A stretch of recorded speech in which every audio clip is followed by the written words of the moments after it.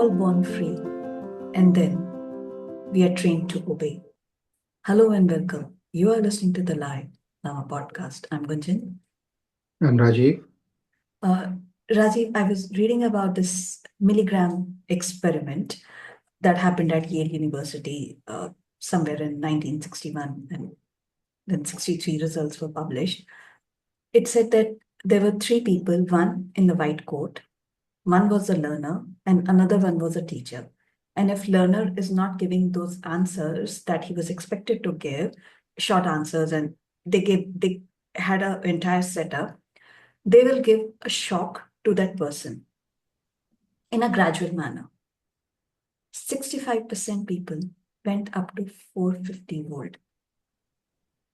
Yeah, Almost this was, almost yeah, everyone went up to 300.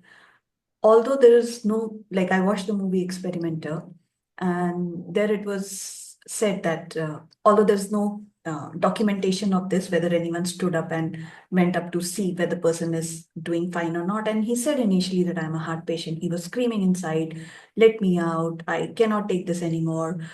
People were in a lot of distress, but then, and they said that we don't want to do this. And the authoritative figure would say, no, experiment must continue and please go on. And gradually people were going on.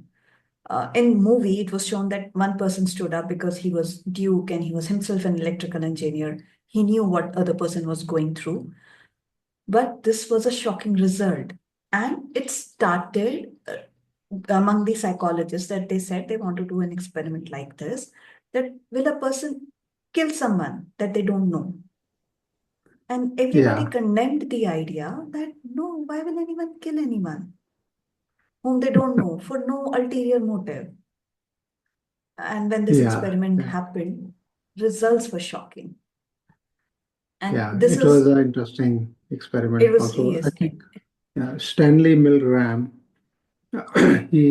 from Yale University, right? So yeah, I would say that I would encourage the listeners to actually read the book, Obedience to Authority, and also watch the movie. There are many other movies that actually were, based on the same psychology of people.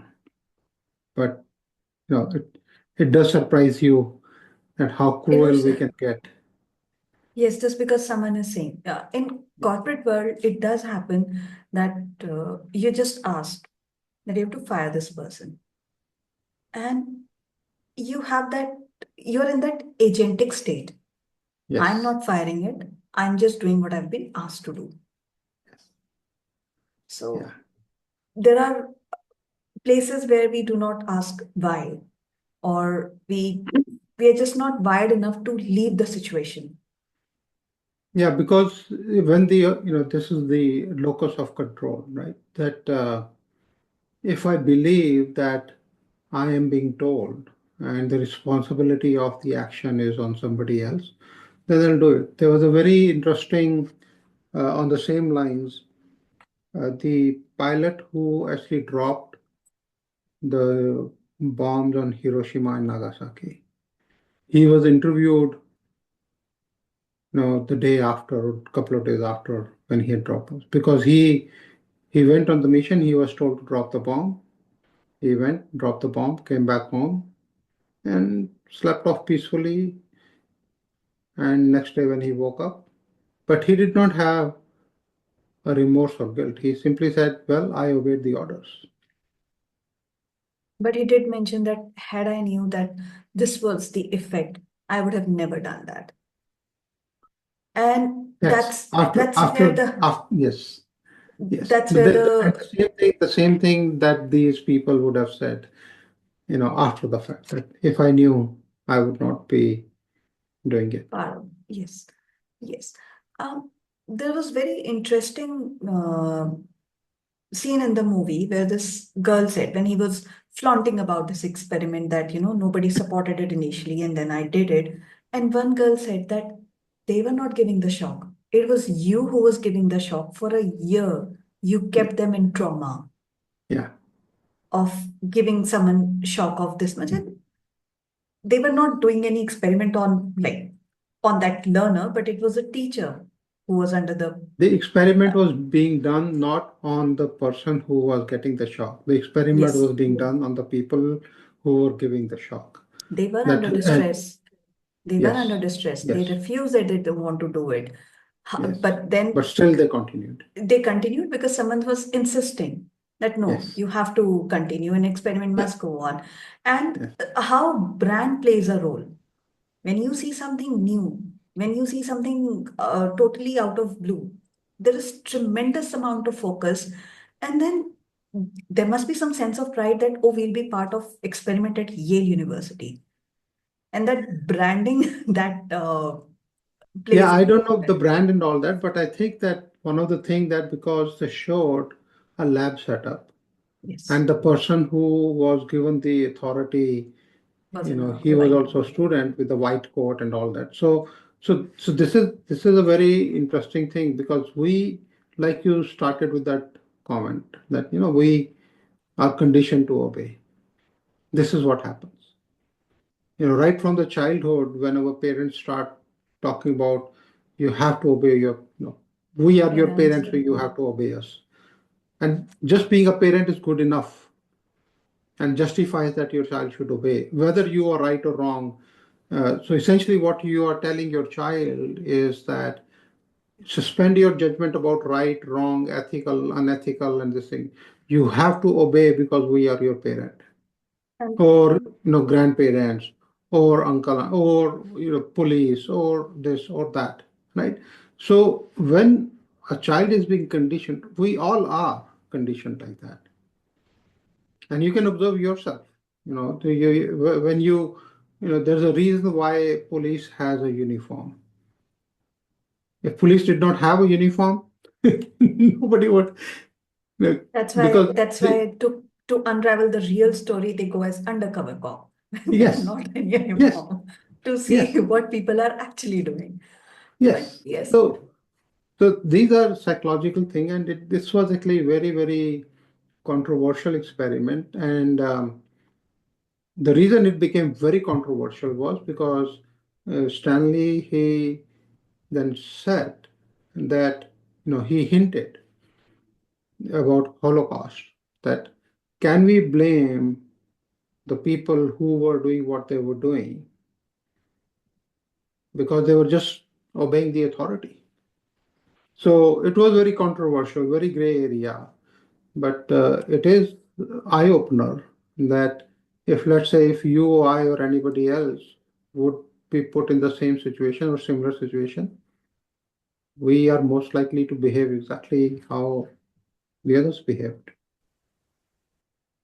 uh, coming to Rajiv, obedience in everyday life. When we talk about kids, when we talk about you have to listen because I'm saying it and I'm your mom. Are we somehow taking that agency away from the kids to think Yeah. and their critical thinking, like what they can think Yes. in a free environment compared to the environment where we put them that okay, this is exactly how it will be done, and then how it is different from making them disciplined. Like discipline is So required, yeah, you have to wake up on time, you have to sleep on time, yeah. but apart from that, See, my opinion on this is that discipline comes from self-learning. So because we do not give our children opportunity to self-learn, and it's the very interesting example that I can tell you. When we were in Bangalore, and my kids, I would always tell my children that, hey, when we have a flight to catch, it's better to be, it's better to leave half an hour early than time it so precisely that you have no room for, uh, any roadblock or anything, right? So that was more of an experience from personal experience. So I had learned it based on my own experience. So, but they would not listen. And obviously, just any. So I said, okay, one day when you are at the verge of missing the flight, then you will realize. And it so happened that there was, I think we had to catch a flight or something, and just as usual, I knew that we were, cutting it to the edge. But I said, okay, if we miss the flight, we miss it. No, it was just vacation and all that, not like a very critical this thing. And it so happened that we were just like running to the gate.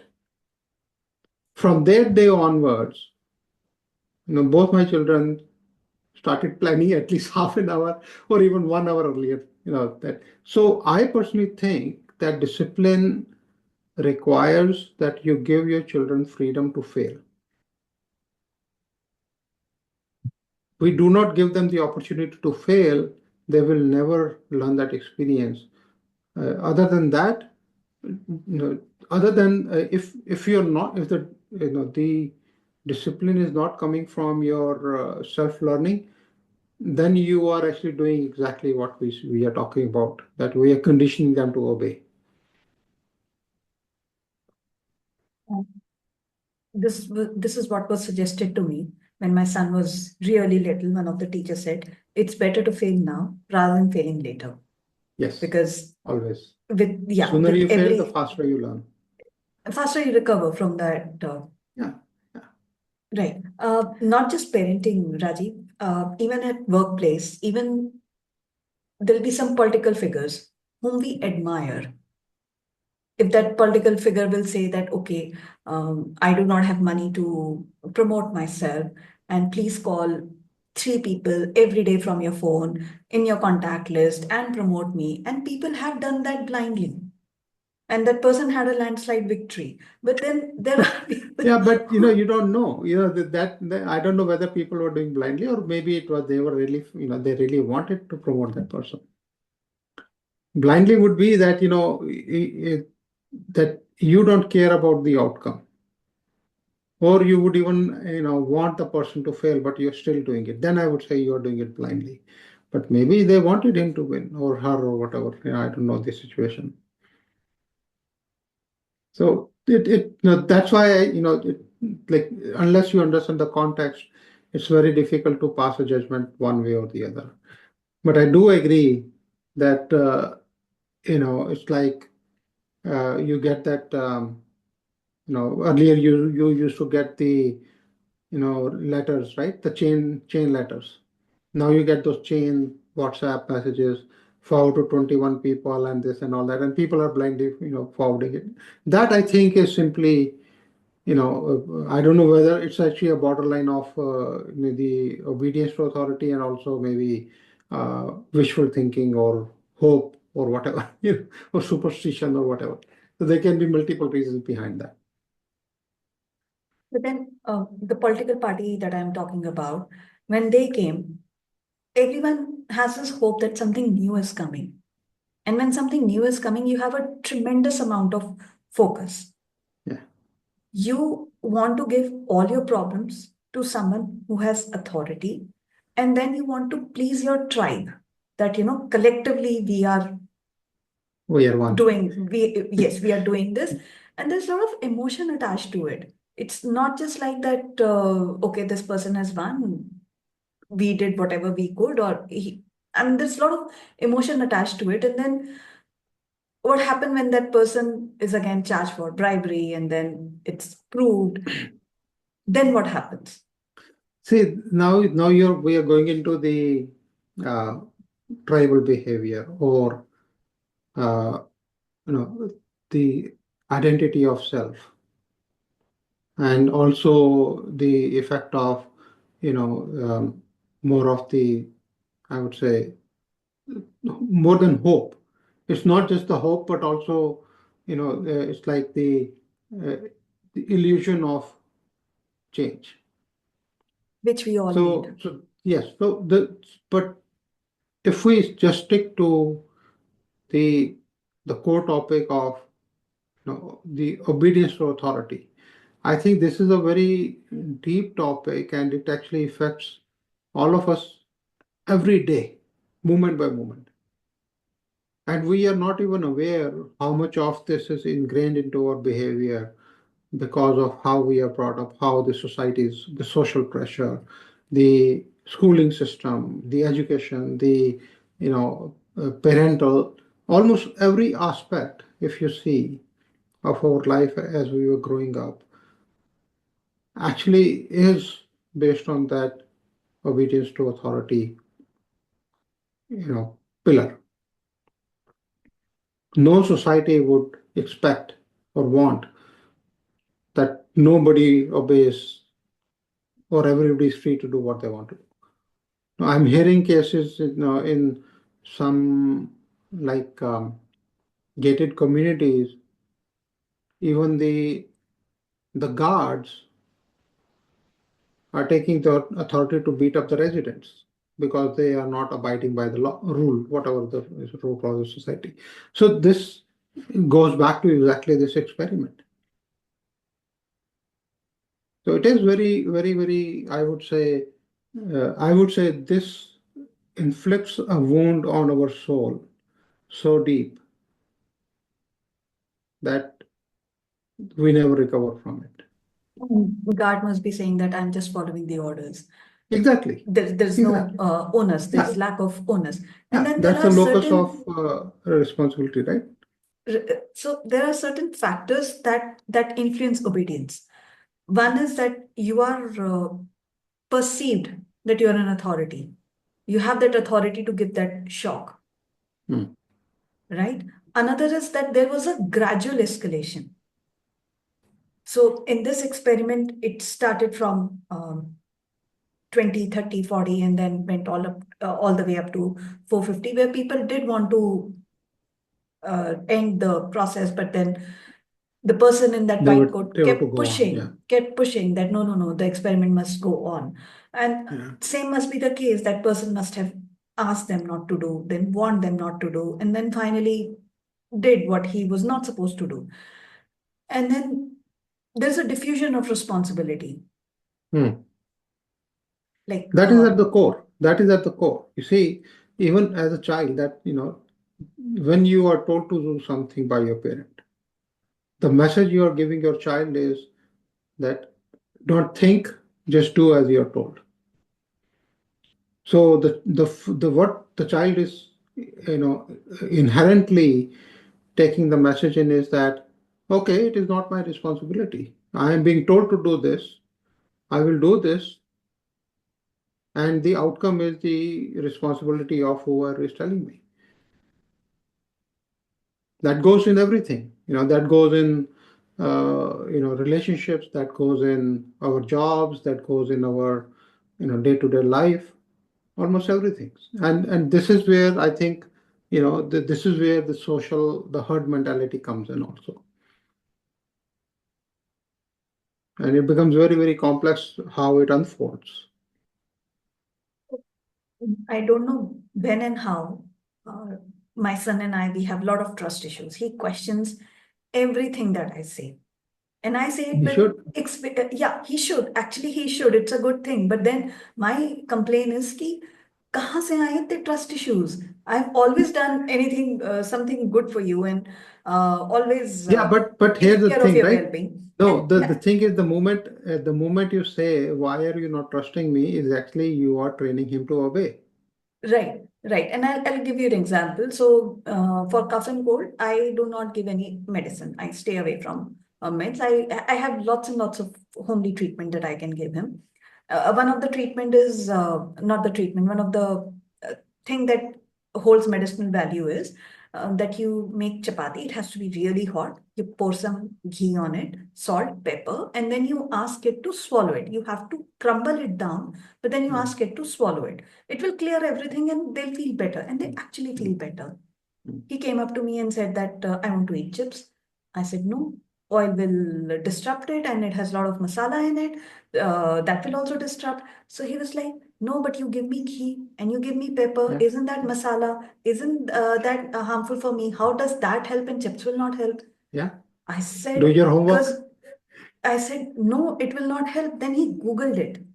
And it actually said that chips will not help your cold. It will Yeah, because just, that's processed food versus unprocessed it's, food. and then he said, yes, Mama, you were right. I was like, you'll trust Google, who doesn't even know But anything. but that He is will give good. any I think. result. Yes, it is good. But now when we are talking, I'm realizing it, that it's good that he's asking me questions. It's good that he's challenging everything. It's good Yes. he's Googling it and then applying his brain. And it's Yes. not that very fixed mindset that no, whatever my mom is saying that I have to be Yeah. really anti Exactly. about it. Yeah. He Yeah. he had that craving for chips. He asked for it. I said no with the logical reasoning, and he came back and said that. Yeah. Uh, Yeah.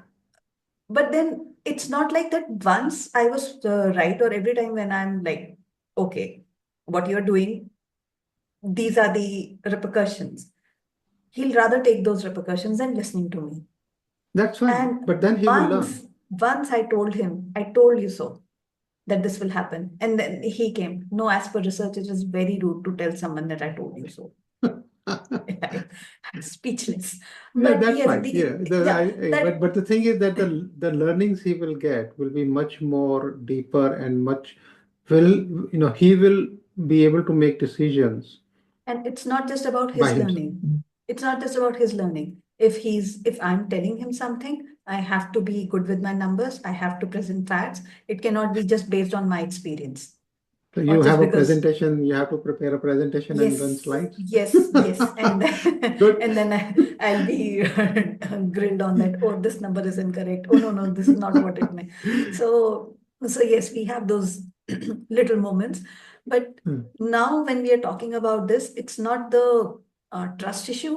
It's more that he has faculty to think, Yes, and it's actually a good thing that yes, he's it not is. listening and It he's is. following what he It wants is. to do. Yeah.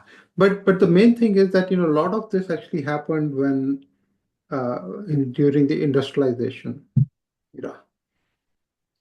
And or even before that, it was more like when the slavery era, or even So the main thing is that the only way you can conquer and you can uh, mechanize masses is through obedience to authority.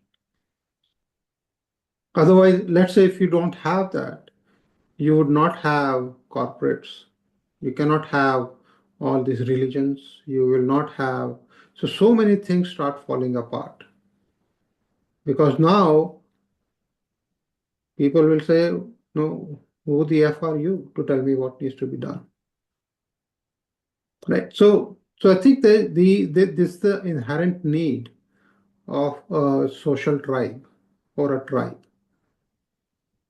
and you will not be able to form a tribe if there is at least now obviously you can go to a lot of extremes like we have seen in Holocaust versus the movie, and Suicides. or even in our day-to-day life we see that.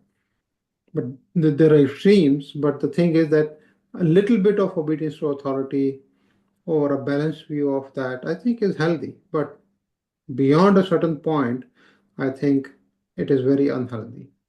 Yes, I mean, um, adding to your point, if we stand in a line, it's just because that's the rule. If you Yeah. follow the lane system, if you follow the signals, it's Mm. it's just because it's for safety and then respect for each other. That everyone's time is important. You know at So what time. yeah, so two different things, right? Are you following? Are you because in India I know that the people rarely that they're like civic sense is uh, really really you We are know changing. We have changed a lot. no, yes, but Still a I long way think to our go, three but generations. yeah. But Still a long way to go, but the question is that are you standing in line because that's the rule, or are you standing in line because that is the thing to do? The person who came ahead of you should be served before you versus yes, right. So the reason why you're standing in line should be very clear to you. It should yes, not be that that's a rule. It should be because, hey, I came after this person, so this person deserves to be served before me, yes, and right? that's the basic common sense.